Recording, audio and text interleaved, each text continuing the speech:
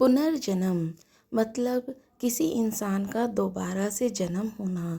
ये कहानी है एक लड़की बसंत की, जिसके साथ एक अनहोनी हुई और वो मर गई और उसने फिर से इस दुनिया में जन्म लिया। उसका पूरा नाम था पूर्वा। बसंत ने आज की दुनिया में जन्म लिया था, जहाँ एक पढ़ा लिखा समाज है। दुनिया स्मार्टफोन यूज़ करती है, हर जगह आधुनिक तकनीक का विस्तार हो चुका है। दुनिया बहुत दोबारा जन्म लिया इन सब बहुत ही संपन्न परिवार में। 4 बेटों के बाद एक बेटी का जन्म हुआ था। ठाकुर रणविजय के परिवार में बहुत ही धूमधाम हुई बेटी के जन्म पर। पंडित जी घर आए, पूजा पाठ की, नई नामकरण हुआ और बेटी का नाम रखा गया पूर्वा ठाकुर। ठाकुर साहब ने दावत में कई तरह के खाना बनवाया था, खूब तरह की मिठाइयाँ बनवाई थी। जो भी मेहमान आता वो ठाकुर परिवार को ढेर बधाइयाँ देता।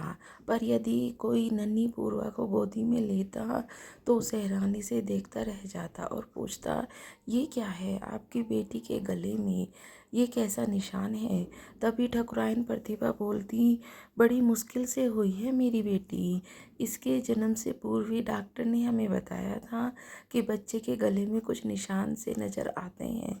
अल्ट्रासाउंड में ये निशान कैसे हैं अभी समझ नहीं आता।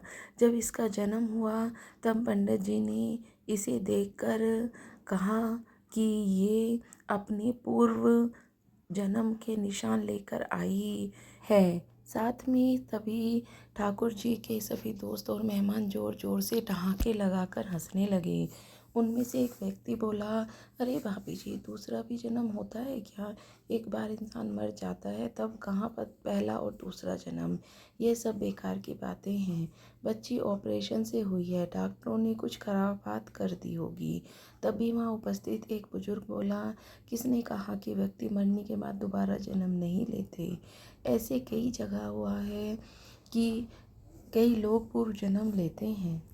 तभी पूर्वा का बड़ा भाई यशवंत बोला, अरे छोड़िए ना दादाजी, इस हाईटेक ज़माने में आप कैसी बेकार की बातें कैसे कर रहे सकते हैं।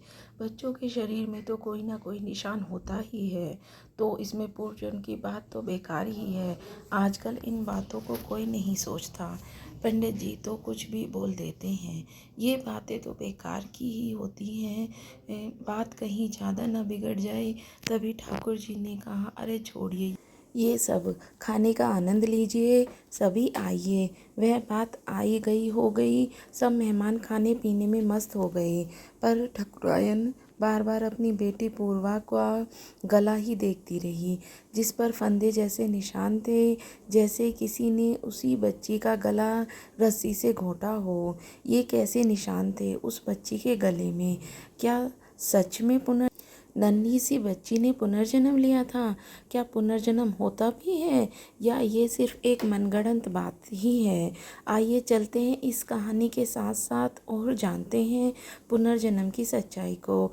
तो तेरे ये पुनर्जन्म की ये कहानी, अब मैं इस अनोखी कहानी को आपको सेकंड पार्ट में बताऊंगी, जिसमें क्या सच में ना पूर्वा का पुनर्जन्म हुआ था।